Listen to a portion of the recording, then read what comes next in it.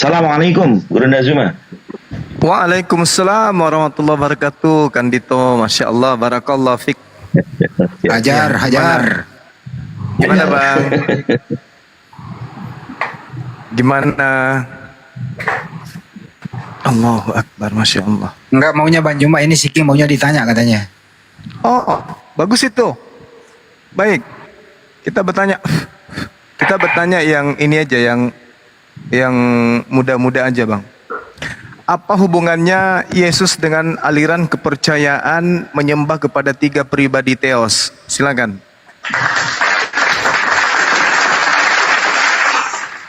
Ayo, silakan. Apa-apa? Hubungannya Yesus dengan aliran kepercayaan menyembah tiga pribadi Theos itu apa? Karena Yesus tidak pernah mengajarkan beribadah atau memahami bahwa Tuhan yang mengutusnya itu memiliki tiga pribadi. Ada nggak jawabannya? Tuhan yang memiliki tiga pribadi itu Bang, maksudnya Ya. Bapa, Putra, Roh Kudus, dan Dia. Ya, maksud saya hubungannya dengan ajaran Yesus itu apa? Itu kan konsep yang baru yang muncul dari Roma. Hubungannya dengan Yesus itu di mana?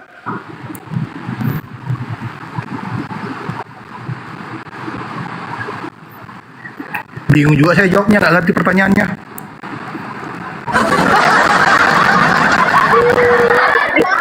Yesus mengajarkan hidup kekal itu adalah mereka mengenal Engkau satu-satunya. Kalau satu-satunya itu berarti tak ada tambahan, tak ada sekutu, satu-satunya, dan itu adalah tiket untuk masuk surga. Tiket masuk surga mengenal Tuhan yang diperkenalkan oleh Yesus sebagai satu-satunya sembahan, satu-satunya yang pantas kemudian diibadahi. Dan pada saat bersamaan, hidup kekal itu wajib hukumnya mengenal Yesus yang hanyalah utusan. Berarti menurut Yesus, untuk hidup kekal alias masuk ke dalam surga, mengenal dua hakikat. Hakikat pencipta dan hakikat manusia, yaitu Yesus yang adalah utusan. Nah, sedangkan Kristen mengusung konsep kepercayaan pencipta, dalam hal ini Theos, itu berubah menjadi tiga pribadi yang tadinya satu. Yesus, Roh, dan Bapa itu sendiri. Ini ajaran yang kayak gini-gini, itu hubungannya dengan Yesus itu apa kira-kira?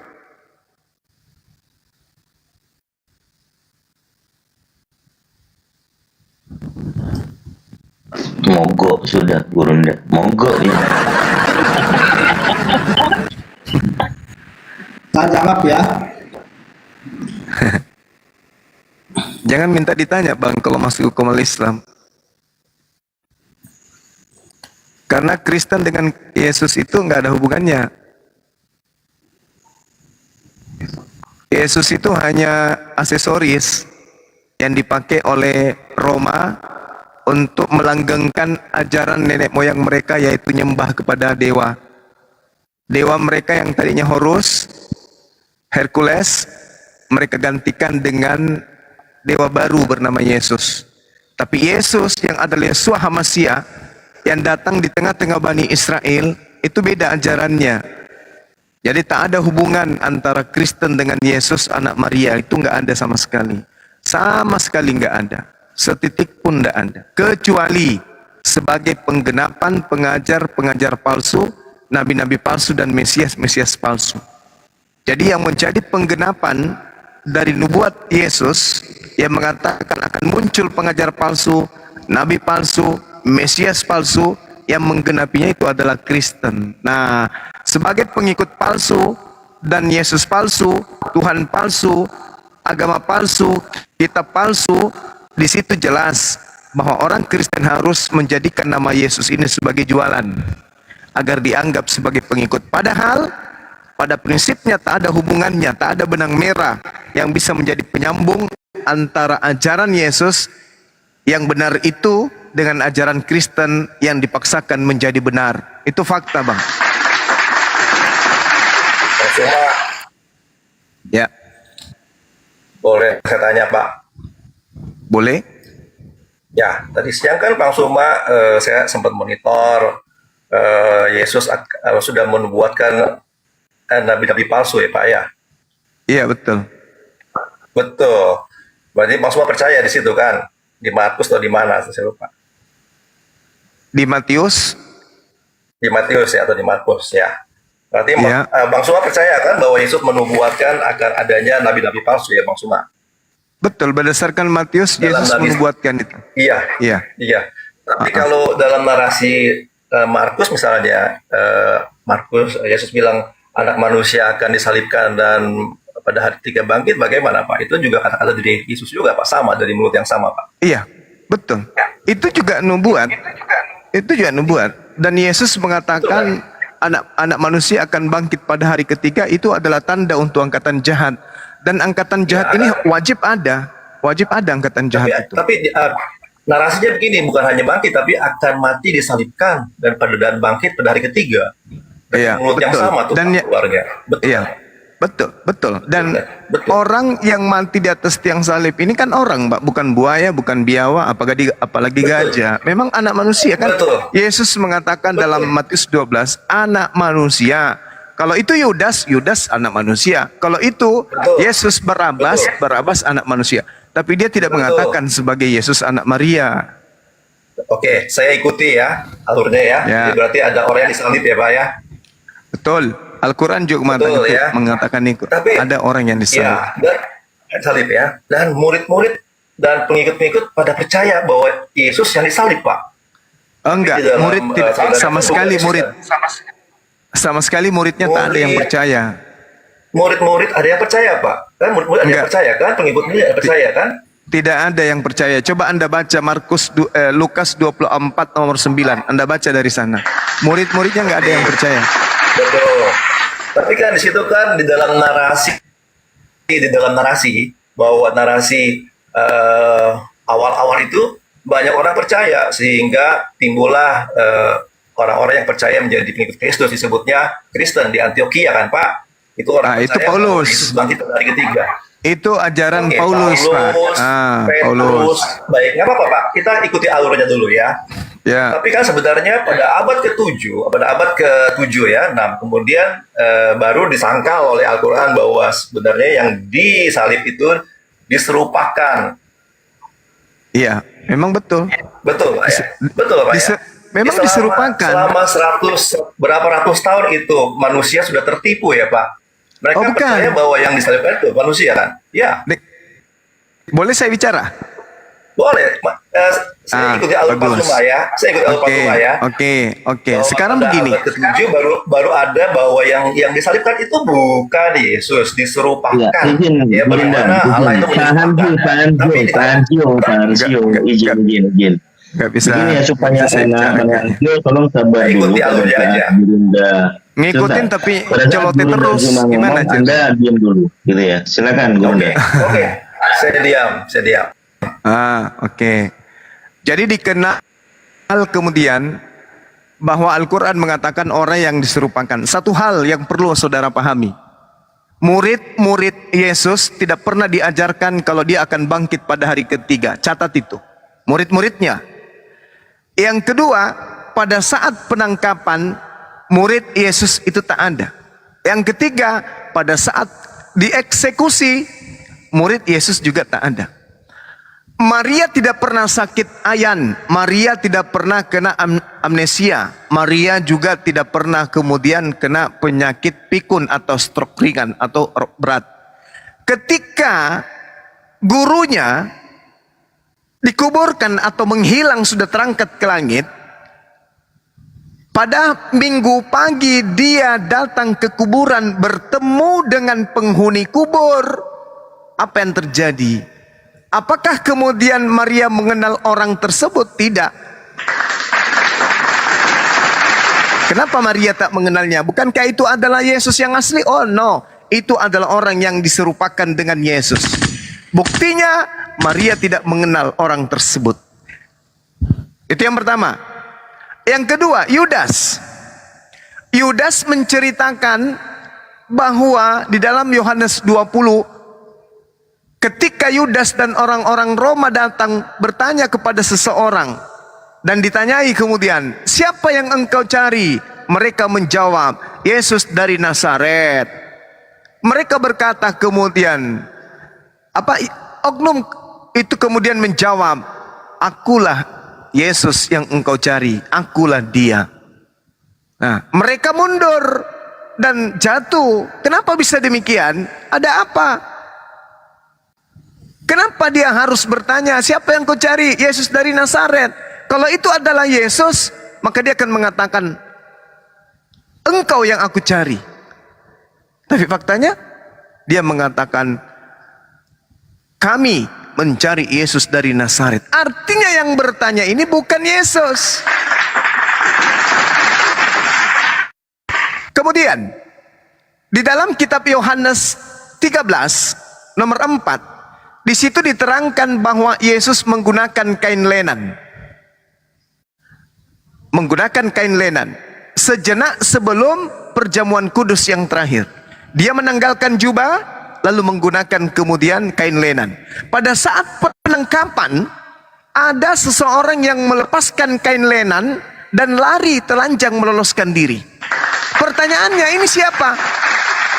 Coba Anda baca di dalam Markus 14, nomor 50, 51, 52. Bukankah orang-orang Roma sudah menangkap? Sudah menangkap siapa? Sudah menangkap yang tadi. Siapa yang kau cari? Yesus dari Nazaret. Akulah dia. Ditangkaplah orang itu. Padahal itu mustahil Yesus. Karena kenapa Yudas tidak mengenalnya? Ditangkap orang ini. Setelah orang ini ditangkap, murid-muridnya meninggalkan dia. Lari semuanya, tak ada lagi. Tapi kenapa ada sosok pemuda yang masih ikut sama orang yang ditangkap ini? Harusnya murid sudah berlari semua. Tetapi apa faktanya? Ada orang di belakangnya kemudian menggunakan kain lenan. Siapa yang menggunakan kain lenan? Yesus.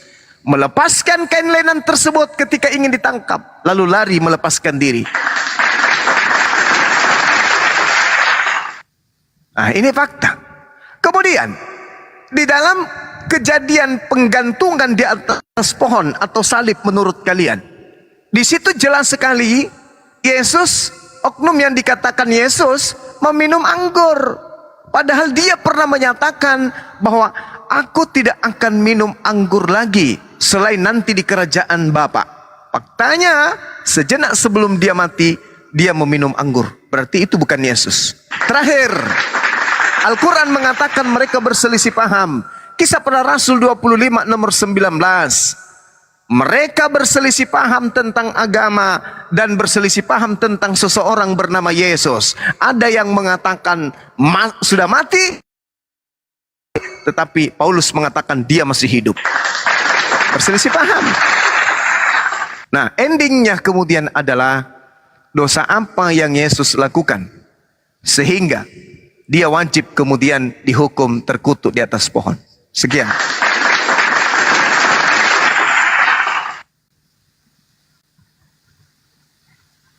Oke, silakan Pak Ansyu. Jawab ya, boleh ya. Halo, saya jawab ya. Silakan Bang, silakan. Boleh ya, oke. Ya, Pak Zumba kan mengambil beberapa narasi-narasi dari dari Injil ya. Tapi di dalam Injil juga ada narasi di mana Petrus bertemu dengan Yesus setelah Yesus bangkit dan dia makan ikan di tepi danau. Ada juga narasi seperti itu kan. Dan Petrus mengenali itu adalah, oh itu Yesus. Apakah itu Yesus yang palsu? Yes. Ingat Bang, ingat. Ketika kejadian di Lukas 24 nomor 9 itu, Petrus dan murid yang lain itu tidak ada. Pada saat penangkapan mereka lari, pada saat penyaliban mereka tak hadir, pada saat dikuburkan murid-murid tak ada yang hadir, yang 11 murid. Tak ada yang hadir di situ. Nah, kemudian simpang siur berita yang muncul di telinga mereka adalah guru kita sudah mati. Udah selesai, tutup buku, nggak ada lagi cerita, nggak ada kebangkitan, nggak ada itu. Pokoknya dalam benak mereka guru mereka sudah ditangkap, guru mereka sudah dikuburkan, guru mereka sudah mati. Innalillahi wa inna ilaihi rajiun. Maka pada Lukas 24 kemudian di data nomor 9, orang-orang yang disebut kemudian wanita-wanita atau perempuan-perempuan, mereka ke kubur, lalu kembali dari kuburan, bertemu dengan ke-11 murid. Coba Anda baca di Lukas 24 nomor 9. Mereka menceritakan kepada ke-11 murid dan semua saudara yang lain. Perempuan-perempuan itu diantaranya Maria. Kemudian mereka bersama-sama memberitahukan itu kepada murid-murid. Tetapi nomor 11-nya, tetapi bagi mereka perkataan-perkataan perempuan-perempuan itu seakan-akan hanyalah omong kosong dan mereka tidak percaya. Tuh. Baik. Itu. Boleh ya Tunggu Bang, tunggu. Boleh Satu ngomong lagi ya? Bang. Oke. Sedikit lagi Bang, 10 detik. Boleh, silakan. Meskipun demikian, meskipun mereka tidak percaya, Petrus bangun pagi-pagi dan ke kubur orang tersebut. Dan setelah dia sampai ke kubur, dia tidak menemukan orang di sana. Dia tidak menemukan mayat selain kain kafan. Lalu Petrus meninggalkan makam itu dan berkata dalam hatinya, apa yang sekiranya terjadi? Artinya Petrus tak tahu apa yang sedang terjadi. Andai saja Yesus mengajarkan kepadanya bahwa aku akan bangkit pada hari ketiga, maka Petrus tidak akan bertanya dalam hatinya seperti itu. Paling yang ada dalam hatinya adalah, oh, amazing, ternyata betul-betul guru kita bangkit pada hari ketiga. Mana dia ya? Mana dia ya? Ayo cari. Faktanya tidak, malah dia bertanya-tanya, apa yang sedang terjadi? Bukankah guru saya sudah mati? Bukankah guru saya sudah dikubur? Kok nggak ada di kuburan? Kok cuma ada kain kafan? Apa yang sedang terjadi ya? Baik. Itulah bukti. Sudah, boleh Pak? Sudah. Oke, silakan. Baik. Pertama, kenapa saya ikut ya? Pertama, Bang Suma menafsirkan orang yang berpakaian linen itu adalah Yesus ya. Di dalam ya, nah itu tafsir nggak apa-apa, tapi di dalam tafsir dan kemudian siapa orang muda Pak, masih muda itu orang muda itu orang muda itu adalah di dalam di dalam pelajaran ya Pak ya, jadi yang melarikan diri itu dengan karena itu adalah Markus Pak. Dia adalah anak yang empunya rumah. Kalau Bang Zuma kan sering baca kitab ya, sering baca Injil ya. Jadi Yesus pernah makan bersama dulu malam hari, betul kan? Ada datanya nggak? Malam-malam Markus menggunakan kain lenan, Bang. Begini.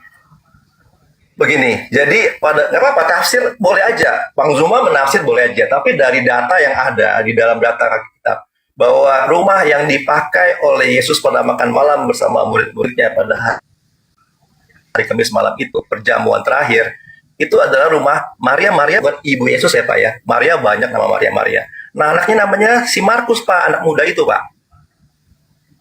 Yaitu bahkan jadi anak angkatnya Barnabas. Dan dia jadi muridnya Petrus. Masih muda Pak dia. Ya itu ya, nggak apa-apa. Kalau maksudnya mau menafsirkan sendiri nggak apa-apa. Tapi itulah dalam prediksi bahwa Markus adalah anak muda karena dia melihat, dia menulis sedikit, disempilin cerita sedikit anak muda yang melari ingin diubar. Anak muda, masih muda Pak dia, umur 30, dia anak muda Pak. Bapak lihat di situ ya. Oke. Kedua, tadi murid-murid Bang Suma bilang tidak ada murid-murid di dalam ketika Yesus salib. Tapi di dalam narasi dari Yohanes itu di Injil Yohanes, siapapun yang disalibkan, ya mungkin yang diserupakan, ada narasi menunjuk kepada Yohanes. Yohanes, inilah ibumu, kepada Bu Maria. Maria, inilah anakmu. Ada narasi itu, Bang Zuma, di kitab Yohanes. Jadi, Bang Zuma juga harus melihat narasinya secara lengkap. Saya ikuti, siapapun yang disalibkan, apakah diserupakan atau Yesus asli, saya ikut. Tapi di dalam narasi Yohanes itu berada di bawah, karena Yesus bilang, Yohanes, inilah ibumu. Maria, inilah anakmu. Itu yang kedua Pak ya. Ketiga, Berarti dari narasi Bang Suma tadi cerita bahwa berarti setuju ya, murid-murid percaya Yesus mati ya Pak? Ada orang yang mati, mereka menyangka Yesus mati Pak ya? Iya, Yesus mati. Yang digantung itu katanya mati, tapi faktanya nggak mati. Ya, tapi berarti murid-murid percaya Yesus mati ya Pak? Waktu itu mereka bergabung. Ya, betul, betul. Betul ya? Dalam benak Betul ya? Jadi- mereka gurunya mati, ya betul. Tapi tidak Mati, ada betul dalam ya? benak mereka, Mati ya? tapi tidak ada dalam benak mereka gurunya bangkit. Yang ada dalam benak mereka gurunya mati. Halo? Ya, suara saya nggak kedengaran ya? Nggak kedengeran Pak? Jadi Bang Suma setuju Iya. ya, murid-murid melihat ada yang mati itu mereka menyangka gurunya mati Pak ya? Ya, murid-murid tidak pernah melihat mayat. Muridnya pada lari. Pada saat pemakaman murid tak Betul. ada. Betul. Yang mereka hanya mendengarkan berita Betul. simpang siur, tapi mereka tidak ada pada saat kejadian di TKP. Makanya pada saat hari Minggu, perempuan yang datang kemudian kepada mereka melaporkan, gurumu tak ada di kuburan. Oh, masa bisa? Iya, mereka ke sana. Setelah Petrus ke sana, ternyata memang Dan betul narasi Yohanes gimana Pak? Kalau narasi Yohanes gimana? Yang mana? Kalau narasi Yohanes Yang mana? apakah betul bukan Yohanes? Yohanes itu ibumu. yang Di mana? kitab Yohanes, Pak. Yohanes 19 itu. Sebentar ya, saya cari ya. Saya nggak pegang Ya, kitab suci ya. Saya yang nggak hafal, Pak. Mungkin berdiri. yang hafal ya, Pak hafal Bapak ya. Yohanes 19 yang Anda maksud, nomor 25 sampai 27. Yang Anda maksud itu kan dikatakan begini. Ya. Dekat salib itu, Yesus kemudian berdiri ibunya. Dan saudara ibunya, Ya. Maria dan juga istri Klopas kan, Maria Magdalena. Ya. Nah, mana muridnya? Nggak ada muridnya di situ, nggak ada.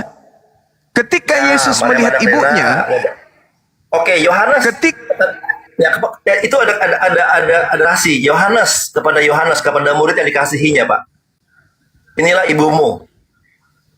ketika Yesus melihat ibunya dan murid yang dikasihinya di sampingnya, Iya. berkatalah ia Iya, kepada muridnya. ibunya, "Ibu, inilah anakmu." Ya, ibu, Kemudian iya, katanya iya, kepada murid-muridnya, anakmu. "Inilah ibumu." Dan sejak saat itu murid itu menerima dia di berarti- dalam rumahnya. Siapa yang dimaksud Nah, murid yang berarti dikasihi di sini? Siapa itu, Yohanes. Bang? Hah? Jadi gini, Tidak dalam ada narasi, Yohanes dalam di situ, narasi. nggak ada, nggak ada Yohanes. Yang ada Kalau ibunya. nggak apa-apa, saya ikutin narasi Bang Suma ya. Ya, kan disebut namanya di situ, Bang. Kan disebut namanya di situ. Betul. Yang ada ibunya, saudara Dalam- ibunya. boleh saya tanya ya? Kemudian Maria, Betul. kemudian istri Klopas, kemudian Maria Magdalena. Betul. Yesus melihat ibunya dan murid yang dikasihinya. Siapa murid yang dikasihinya di situ? Ya Maria Magdalena. Bukan Yohanes. Coba pada malam perjamuan terakhir ada murid yang dikasihinya di narasi Yohanes juga yang rebah di dada Yesus. Siapa tuh, Pak? Kenapa? Kenapa? Di dalam Injil, halo, jelas gak, Pak? Iya, jelas. Di dalam Injil, Ya. Di dalam Injil Yohanes, ya, satu-satunya Injil Yohanes yang selalu Ya. menulis, cuma satu-satunya di dalam Injil hanya Yohanes yang hanya menulis murid yang dikasihinya. Selalu ditulis, Pak, murid yang dikasihinya, murid yang dikasihinya. Ada tuh, Pak, di beberapa narasi di situ. Saya tidak Ya, murid. sepasif Ya. maksudnya hafal ayat-ayat, tapi di dalam narasi kalau saya baca Injil itu selalu nggak melihat ayat, tapi selalu bercerita secara turut. Itu ada selalu narasi murid yang dikasihinya. Dan pada waktu itu juga Petrus nanya kan, siapa yang mau berkhianat? Dia menyenggol si Yohanes, murid yang dikasihi. Lalu merasakan dia itu dirinya sebagai murid yang dikasihinya. Karena dalam tradisi gereja, jadi murid yang dikasihnya itu Yohanes, dan ada rumah di Turki, di Efesus itu Romo Yohanes, Pak, dan murid itu aja Pak sekarang di sana Pak, di Turki, di Efesus. Beda dengan narasi di kitab Yohanes Pak, bahwa sejak saat itu muridnya menerima ibunya, dan ketika Romawi menyerang Yerusalem, Bunda Maria adalah orang yang diselamatkan oleh muridnya itu Pak, mengungsi keluar karena Romawi menyerang tahun 72, membakar semua kota Yerusalem.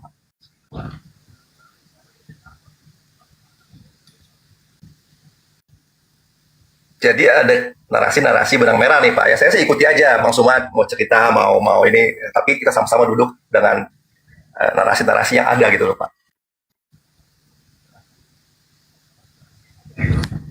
Betul Bang Sumaya, kalau halo? kita, aduh nggak nyambung kita ini ya. Yohanes 19 Bang itu tidak bercerita tentang Yohanes sebagai murid yang dikasihi. Murid yang dikasihi itu adalah Maria Magdalena. Boleh kita lihat di dalam Yohanes 13:23 atau Yohanes berapa itu? 13 nomor 25. Dan seorang dari antara para muridnya yang duduk bersandar di dada Yesus. Tidak mungkin Yohanes bersandar di dada Yesus. Itu siapa Pak? Yang bersandar di dada Yesus itu sudah pasti perempuan. Dan yang bersandar di dada Yesus itu tentu Maria Magdalena. Karena orang yang saya ikuti intim narasi, nggak kepada apa-apa. Narasi maksudnya. menurut saudara yang sandar di dada Yesus itu Yohanes atau Maria? Yohanes Pak, karena Yohanes itu masih muda sekali, itu masih mungkin paling muda di antara murid-murid itu. Jadi dalam perjamuan itu Tidak mungkin laki-laki bersandar di dada laki-laki Bang, apalagi depan umum. Lagi pula. Gak apa-apa, it's okay. Tidak nyambung kita ini. Yaudah, Anda ngomong dulu lah. Saya ikuti. Ngomong seenaknya. Kalau Pak Silakan Suma aja, Bang. menafsirkan itu perempuan, Iya nggak apa-apa, tapi Anda ngomong terus gimana ceritanya jalan terus. Jadi mungkin Bang Hansyo bisa berpindah tempat dulu karena itu sinyalnya ngaco Bang Hansyo, itu sinyalnya ngaco jadi putus-putus. Pada saat guru Anda ngejelasin, Anda masih ada suara gitu. Nah, coba dikondisikan dulu itunya maaf. sinyalnya Bang. Suaranya juga dari tadi kayak robot sebenarnya. Jadi ya, saya sebutkan ya nama-nama murid Yesus, nama-nama wanita dan juga orang yang ada di samping salib Yesus. Dan di dekat salib Yesus berdiri ibunya satu. Saudara ibunya. Siapa saudara ibunya? Enggak mungkin Yohanes, karena Yohanes itu sepupu sekali dengan Yesus. Ponakan ibunya, anak Elisabet. Tidak mungkin itu adalah saudara ibunya. Dua. Kemudian yang ketiga Maria. Yang keempat istri daripada Klopas. Tidak mungkin istri Klopas itu Yohanes, nggak mungkin. Nggak mungkin Klopas beristrikan Yohanes, laki-laki sama laki-laki, nggak mungkin. Dan yang terakhir Maria Magdalena. Nah, itu. Data 26-nya ketika Yesus melihat ibunya dan murid yang dikasihinya di sampingnya berkata ia kepada ibunya, "Ibu, inilah anakmu." Murid yang dikasihi salah satunya adalah Maria, kemudian Maria Magdalena, kemudian istri Klopas, kemudian bibinya atau saudara ibunya, dan yang ketiga adalah ibu kandungnya sendiri. Yang mana di antara orang-orang ini yang orang murid yang dikasihi? Kok jadi Yohanes? Gak ada murid pada saat penyaliban, tak ada murid yang hadir pada saat itu, gak ada. Kalau Anda tidak percaya, coba Anda baca kemudian di dalam Markus 14 nomor 50. Kita baca di sana. Apa yang dikatakan kemudian kitab Anda sendiri tentang keadaan muridnya, hubungannya dengan penyaliban. Dikatakan bahwasanya di data 50-nya, lalu semua murid itu meninggalkan Yesus dan melarikan diri. Bagaimana mungkin kemudian ada Yohanes kembali di sana? Sedangkan tidak disebutkan nama Yohanes pada saat berada di samping salib. Lalu semua murid itu meninggalkan dia dan melarikan diri. Makanya di dalam Lukas 24 mereka sudah putus asa, nggak ada lagi. Mau apa lagi? Guru kita sudah mati. Guru sudah mati, mau kayak mana? Kecuali angkatan jahat.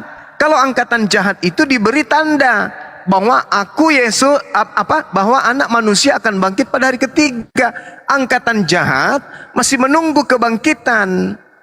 Tapi kalau murid Yesus yang bukan angkatan jahat tidak menunggu. Makanya di dalam Lukas 24 nomor 36, ketika murid ini sudah melupakan, ceritanya sudah tidak ada harapan lagi untuk bersama dengan guru. Karena guru kita sudah disalib, guru kita sudah dibunuh, guru kita sudah dikuburkan. Dan tutup cerita. Tiba-tiba di tengah-tengah mereka di hari Minggu itu muncul suara, yaitu suara Yesus. Damai sejahtera bagi kalian. Mereka terkejut dan takut dan menyangka mereka melihat hantu. Loh, kok bisa? Bukannya guru mati? Kok bisa nongol di sini? Jangan-jangan ini hantu. Kenapa murid menyangka melihat hantu? Karena dalam benak mereka, guru kita sudah dikubur loh. Kok bisa ada di sini? Jangan-jangan ini hantu. Akan tetapi Yesus berkata kepada mereka, mengapa kamu terkejut? Apa sebabnya timbul keraguan-raguan di dalam hatimu? Lihat tanganku, lihat kakiku. Aku sendiri loh ini, aku loh gurumu, rabalah aku. Dan lihatlah, karena hantu tidak ada daging dan tidak ada tulang, seperti yang kamu lihat pada diriku ini. Aku ini bukan hantu loh. Artinya apa? Aku tidak mati loh. Aku nggak ditangkap loh. Aku nggak dikubur loh. Itu maksudnya. Karena memang murid tidak pernah diajarkan bahwa aku akan mati, aku akan bangkit. Itu tak ada. Itu kebangkitan hanya diajarkan di angkatan jahat. Di dalam Matius 12 nomor 38. Orang-orang Farisi datang bertanya kepada Yesus, Guru, berikanlah tanda kepada kami. Apa kata Yesus? Angkatan jahat dan angkatan tidak setia ini bukan masuk ke grup muridnya. Angkatan jahat dan angkatan tidak setia ini minta satu tanda, dan tidak akan diberikan satu tanda apapun kecuali satu, yaitu tanda Yunus. Sebab Yunus 3 hari 3 malam dalam perut ikan, demikian juga anak manusia akan berada dalam perut bumi 3 hari 3 malam. Itu tanda untuk angkatan jahat. Nah, pada hari ketiga ada kebangkitan. Untuk siapa? Untuk angkatan jahat. Tapi untuk murid tidak ada tanda-tanda kayak gitu, nggak ada. Yang diberi tanda tersebut kebangkitan hanya angkatan jahat. Apakah muridnya angkatan jahat? Tidak. Makanya muridnya takut karena menyangka mereka melihat hantu. Wow, hantu. Tidak, aku bukan hantu. Sebab hantu tidak berdaging, hantu tidak bertulang. Adakah di antaramu yang memiliki makanan? Muridnya memberikan ikan goreng dan sedikit madu. Dia makan ikan goreng itu untuk membuktikan apa? Untuk membuktikan dirinya bangkit dari kematian, atau membuktikan dirinya bukan hantu? Dia makan ikan goreng untuk membuktikan kalau dia itu bukan hantu. Tidak mati dia. Dia belum mati. Seperti itu, Bang. Silakan. Baik. Jadi kesimpulannya, Allah yang menjadi mastermind-nya nih Pak ya? Iya, betul. Tuhan menyelamatkan orang yang dikasihinya. Kan itu janjinya. Allah, iya betul. Betul Bang. Tapi Bang, jadi setelah berapa ratus tahun kemudian, ini penyesatan itu karena ikut campur tangannya Allah nih Pak ya? Oh bukan. Paulus ini yang menyebabkan. Paulus yang menyebabkan. Terus dibiarkan gitu loh. Ini kan satu skenario yang tersembunyi kan. Oh bukan begitu. Kemudian, Justru bersyukur kemudian Allah masih menginformasikan bahwa sebenarnya itu adalah penyesatan. Bersyukur. Kenapa demikian? Karena Allah menghukum mereka. Orang-orang Yahudi dihukum, ahli Taurat dihukum oleh Allah karena menolak nabinya, menolak dengan membuat makar. Mana makarnya? Matius 26 nomor 4. Mereka membuat tipu muslihat. Matius 26 nomor 59. Mereka membuat saksi-saksi palsu. Coba. Markus 1 nomor 14. Markus 14 nomor 1. Mereka membuat tipu-tipu dan kesaksian-kesaksian palsu. Jelas itu. Yohanes 11 nomor 11. Yohanes 11 nomor 53. Mereka sepakat membunuh Yesus. Matius 27 nomor 18. Pilatus mengetahui bahwa mereka menyerahkan Yesus untuk disalibkan karena dengki. Mereka sangat benci kepada Yesus. Maka Allah membalas tipu daya mereka itu, sehingga apa yang mereka percayai, mereka anggap sebagai sebuah kebenaran. Bersyukur abad ke-7 Allah mengutus nabinya sebagai nabi penutup untuk meluruskan dan membersihkan Yesus dari orang-orang kafir. Makanya umat Islam berjuang bahwa Yesus tidak disalibkan. Yang disalibkan itu adalah orang yang diserupakan. Makanya Maria tak mengenal yang dibunuh itu. Maria, Yudas tak mengenal yang dibunuh itu. Bahkan murid-muridnya kaget mengira melihat hantu. Kenapa? Karena muridnya tidak pernah diajarkan ada kebangkitan pada hari ketiga. Itu fakta. Sedangkan Kristen ini adalah aliran kepercayaan yang rasa agamanya Hinduisme, ajaran Yunani. Itu ajaran Kristen dipadukan dengan ajaran orang Yahudi, digabungkan menjadi satu sehingga muncul Trinitas, Tritunggal, bla bla dan seterusnya. Karena Tuhannya Yahudi diambil sebagai Tuhan pencipta alam semesta, digabungkan dengan ajaran Roma Yunani di mana mereka punya konsep dewa, mereka bisa nuzul menjadi binatang setengah, manusia setengah. Itulah sehingga ada konsep Yesus 100% Tuhan, 100% manusia. Kenapa? Karena itu dikawinkan sinkretisme antara ajaran tauhid dan ajaran paganisme. Lahirlah agama Katolik mula-mula. Nah, Andalah pengikutnya. Begitu, Bang. Makanya saya katakan Kristen dan Yesus itu tak ada hubungannya sebenarnya. Yang menghubungkan antara Yesus dengan Kristen adalah Paulus. Baca Kisah Para Rasul 24 nomor 5. Paulus ini adalah tokoh dari sekte Nasorios. Nah, itulah dia. Tak ada hubungannya Yesus dan Kristen. Bahkan Yesus bertemu dengan orang Samaria. Apa yang katakan Yesus? Tidak patut roti diberikan kepada anjing. Yesus menganggap non-Yahudi itu sebagai anjing. Dia nggak ada hubungannya antara Yesus dengan orang non-Yahudi. Yang menghubungkan adalah Paulus. Makanya muncul 13 kitab Paulus dikarangnya sendiri dengan menjual-jual nama Yesus, nama Yesus, nama Yesus dijual kemana-mana. Padahal Yesus tak mengenal orang-orang ini. Gitu intinya ya, Bang. Silakan. Ya, tidak semua Bang Paulus menulis surat-surat itu. Ada beberapa itu namanya memakai nama Paulus. Karena gaya bahasanya beda, Pak. Gak apa-apa. Bang Suma, halo. Iya, silakan. Halo. Ya, Bang Suma. Gak apa-apa, Bang Suma. Bang Suma menafsirkan itu, setiap orang bisa menafsirkan bermacam-macam, berbeda-beda. Sangat manusiawi sekali. Cuman jadi kesimpulan bahwa memang dari akar-akarnya adalah Allah ini banyak membuat satu tricky ya, menipu banyak orang menyangka bahwa Yesus mati gitu. Ini jadi penyebab utamanya adalah ini, Allah membohongi begitu banyak orang, umat manusia dari abad ke-1 bahwa yang orang menyangka, sampai murid-murid menyangka gurunya mati, dan terus menerus sampai akhirnya sampai sekarang kalau sudah sampai tahun 700 lah, sampai tahun 700 baru disanggah. Tapi ratusan tahun dibiarkan gitu ya. Jadi Allah yang mula-mula Allah lah yang mempunyai ide penipuan gitu yang besar bahwa manusia itu diserupakan sehingga orang semua percaya bahwa Yesus mati, Pak. Anda boleh mengatakan itu. Boleh, sah-sah saja, tapi jangan atas Sabar. Saya bantah. Anda boleh mengatakan hal itu. Boleh. Tapi dasar pijakan alasan Anda mengatakan itu jangan ke Al-Quran. Jangan. Karena di Amsal 21 nomor 18, Di situ Tuhan sendiri yang mengatakan, orang benar dibebaskan, yang menggantikan adalah orang fasik. Orang benar diselamatkan, pengkhianat yang menjadi pengganti.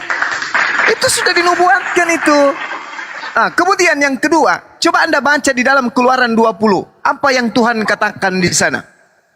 Jangan membuat bagimu patung yang menyerupai apapun yang ada di langit, di atas, atau yang ada di bumi di bawah, atau yang ada di dalam air di bawah bumi.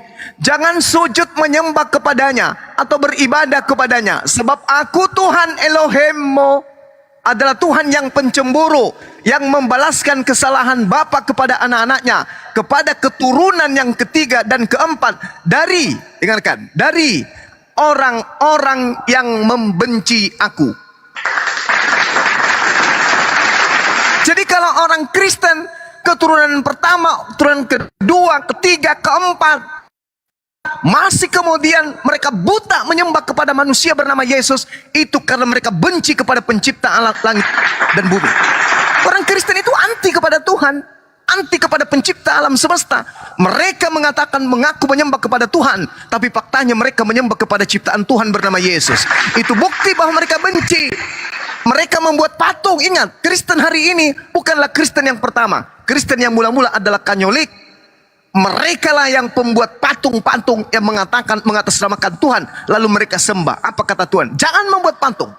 Apapun yang menyerupai, baik di bumi maupun di langit, jangan sujud menyembah kepadanya atau beribadah kepadanya. Sabar. Sebab aku Tuhan adalah Tuhan yang pencemburu, yang membalaskan kesalahan bapak kepada anak-anaknya, kepada keturunan yang ketiga dan keempat dari orang-orang yang membenci aku. Siapa yang membenci Tuhan yang Yahudi? Kristen. Apa bukti orang Kristen membenci Tuhannya Yahudi? Tuhannya Yahudi membuat keputusan, aturan, hukum-hukum, dibatalkan semuanya, dikatakan itu adalah sampah. Tuhannya orang Yahudi mengatakan jangan ada ilah lain di hadapanku, akulah Tuhan, tak ada yang lain. Orang Kristen membuat ilah baru bernama Yesus. Berarti orang Kristen membenci. Tuhannya orang Yahudi mengajarkan sabat, Tuhannya orang Yahudi mengajarkan sunat, Tuhannya Yahudi mengajarkan korban hewan. Tapi oleh orang Kristen, semua aturan syariat hukum yang Tuhan berikan kepada Bani Israel dirubah seperontal mungkin. Itu bukti bahwa Kristen membenci kepada ajaran Tuhan Elohim, sehingga mereka harus menanggung penderitaan sampai keturunan selanjutnya karena membenci Tuhan. Keluaran 20 nomor 4 sampai nomor 5. Catat itu. Bukan Anda disesatkan, tidak.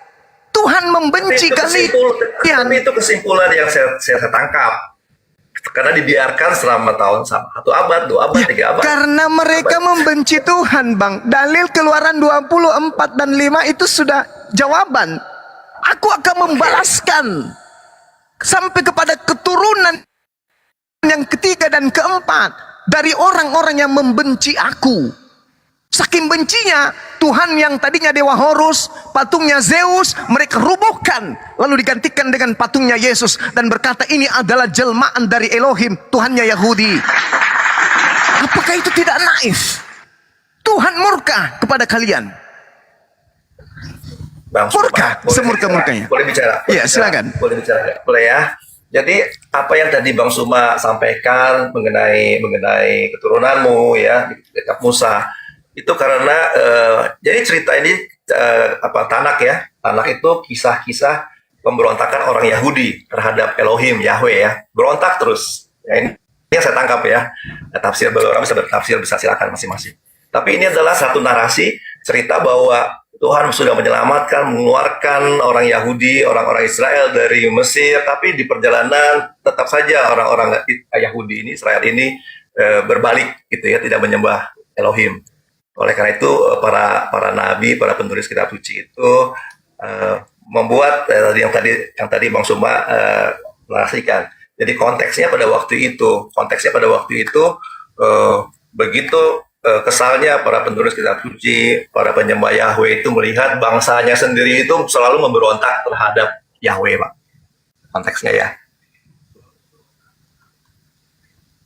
Iya, betul. Termasuk Paulus kan melakukan pemberontakan terhadap Taurat kan. Sehingga dia mengatakan Taurat itu adalah sampah. Dia mengatakan bahwasanya itu adalah skubalon. Dia katakan bahwa Taurat hukum Tuhan itu adalah tinja. Itu. Coba Anda baca di Filipi 3 nomor 8. Begitu kejamnya orang yang mengaku ahli Taurat ini terhadap hukum Tuhan.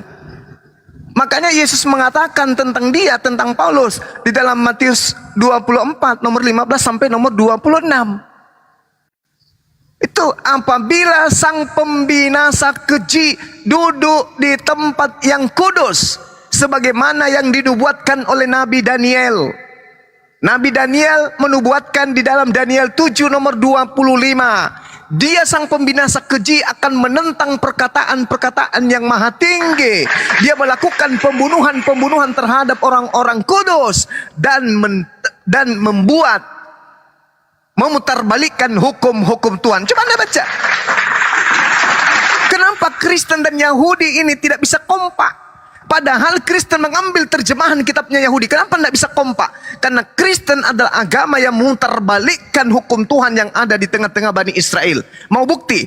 Di dalam Ulangan 27 nomor 26. Apa kata Tuhan? Terkutuklah orang yang tidak melakukan hukum Taurat dengan perbuatan. Berarti orang yang meninggalkan hukum Taurat terkutuk. Tapi coba Anda lihat di dalam Galatia 3 nomor 13. Hebatnya pendiri agama Anda itu yang bernama Paulus. Kristus telah menebus kita dari hukum Taurat. Sejak kapan Taurat itu hukum? Sejak kapan hukum Taurat itu adalah kutuk? Justru tidak menjalankan Taurat itu orang kena kutuk. Ulangan 27 nomor 26. Tapi Paulus justru Tauratnya yang disebut sebagai kutuk. Kristus telah menebus kita dari kutuk hukum Taurat dengan jalan menjadi kutuk. Coba bayangkan. Sejak kapan Taurat ini kutuk? Tidak pernah.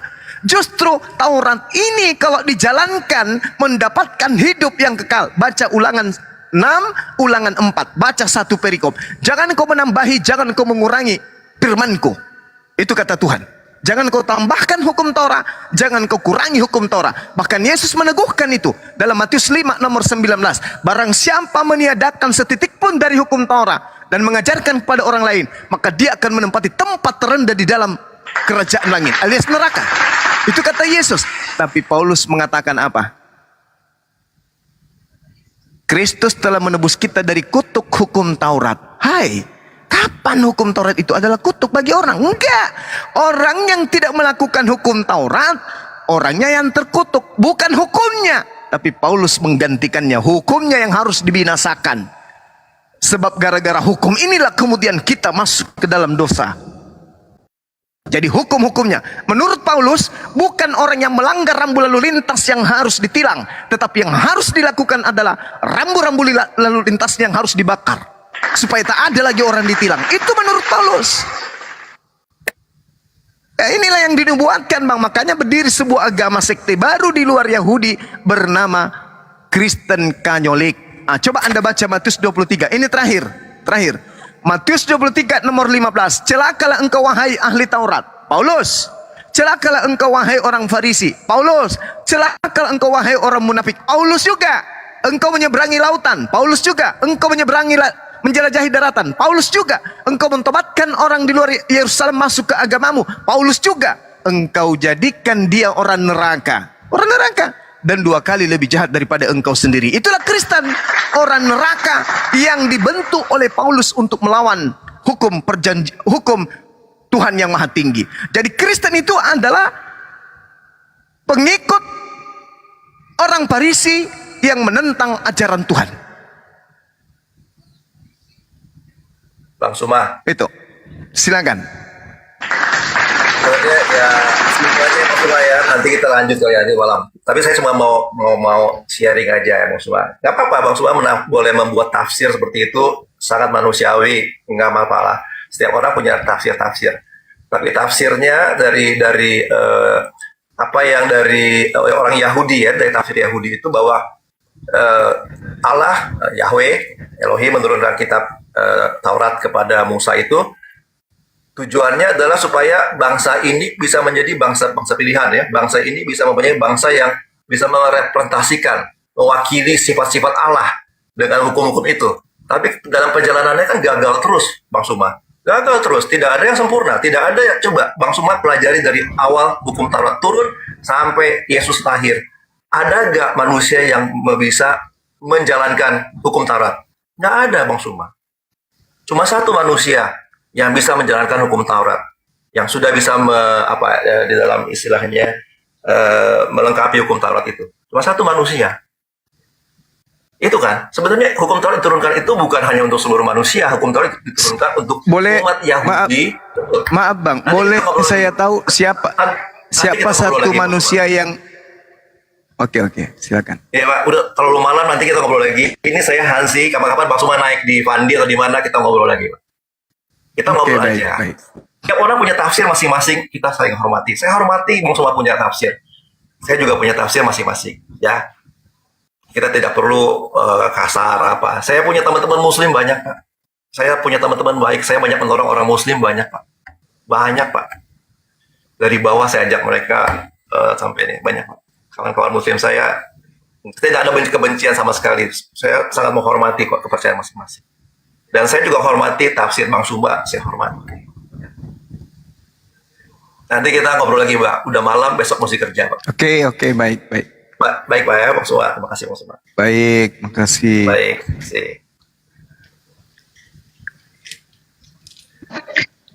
Iya, sambil mungkin Iya, izin Bang Zuma. silakan sebentar. Kang Dita, silakan. Iya, kita tidak ada menafsir sama sekali. Justru pemahaman kristologi itu yang menyebabkan bahwa munculnya denom-denom itu suatu bentuk bahwa satu Bible ditafsirkan masing-masing denom, itu yang tafsir. Kalau kita di luar kekristenan membaca Bible, ini hanya yang kita baca, kita pahami. Jadi jangan framing tafsir lagi. Emang nggak ada tafsirannya kan begitu, Bunda ya. Iya betul. Iya. Lanjut, Bunda. Jadi saudara siapa namanya tadi? Mudah-mudahan Anda masih mendengarkan di bawah Henzi. Kalau Anda mengatakan tak ada manusia sempurna menjalankan Taurat, ya silakan dengan tafsiran Anda. Tapi saya ingin memberikan satu data kepada saudara. Kalau yang Anda maksud itu Yesus, no. Yesus itu pelanggar hukum Taurat. Bukti, Yohanes 3 nomor 13, dia melakukan kebohongan. Dia berkata, tidak ada seorang pun yang naik ke surga selain daripada Yesus, selain daripada aku. 1 Raja-Raja jelas, di situ terang sekali dikatakan, 2 Raja-Raja jelas sekali dikatakan bahwa Elia lebih dulu naik ke surga daripada Yesus. Itu kebohongan yang pertama. Kebohongan yang kedua, Yesus mengatakan bahwa dia adalah manusia, tidak bisa berbuat apa-apa dari dirinya sendiri, tidak bisa berkata dari dirinya sendiri. Tapi ternyata pada saat dia terangkat ke langit, dia datang mengaku, akulah Alfa dan Omega. Akulah yang awal, akulah yang akhir. Artinya kalau ini benar-benar Yesus, berarti dia pembohong. Yang ketiga, pelanggaran yang ketiga, dia memetik gandum pada hari Sabat. Padahal Keluaran 31 nomor 14, bunuhlah orang yang melakukan pekerjaan pada hari Sabat, karena dia melanggar perjanjian kekalku. Matius 12, data nomor 1, 2, dan 3, Paulus dan murid-muridnya memetik gandum pada hari Sabat. Itu dosanya. Dia tidak sempurna di dalam menjalankan hukum Taurat.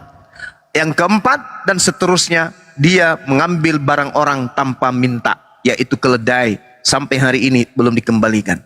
Satu-satunya orang yang tidak bercacat di dalam menjalankan hukum Taurat, menurut pengakuan dari mulutnya sendiri, yaitu pendiri agama saudara bernama Paulus. Mana dalilnya? Filipi 3 nomor 6. Tentang kegiatan aku menganiaya jemaat, tentang kebenaran dalam mentaati hukum Taurat, aku Paulus tidak bercacat. Tuh. Jadi kalau Anda ingin korban yang suci, yang kudus, Pauluslah Anda harus salibkan. Karena Paulus tidak bercacat. Paulus ini orang suci. Dia tidak bercacat. Dia tidak pernah melanggar hukum Tuhan. Dia tidak pernah melanggar hukum Taurat. Yesus melanggar. Jadi kalau Anda ingin menjadi sasaran, mencari sasaran korban yang suci, yang kudus, Paulus layak. Tuh, lihat. Dalam ketaatanku menjalankan hukum Taurat, aku tidak bercacat. Dalam kurung, tapi Allah.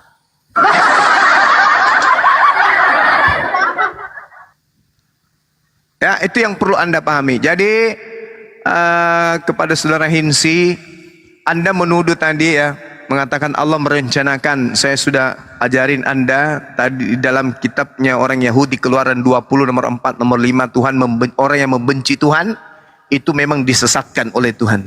Ya, Tuhan menyesatkan orang yang membenci dirinya. Makanya kalian itu manusia plastik, ku bilang manusia palsu. Wujud manusia tapi akal. Ulaika hum syarrul bariyah. Kalian itu lebih hina daripada hewan ternak. Kemudian di Amsal 11 nomor 6, orang jujur dilepaskan oleh kebenarannya, tetapi pengkhianat tertangkap oleh hawa nafsunya. Pengharapan pengkhianat gagal pada kematiannya, dan harapan orang jahat menjadi sia-sia.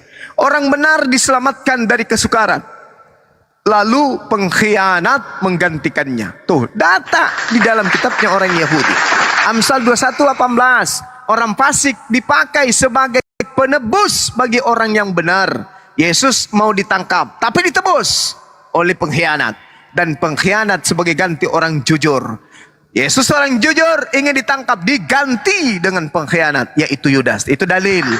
Jadi kalau Anda mengatakan sudah dirancang, iya. Tapi jangan dari Al-Quran. Ini rancangannya nih, di dalam kitab yang Anda gunakan sendiri.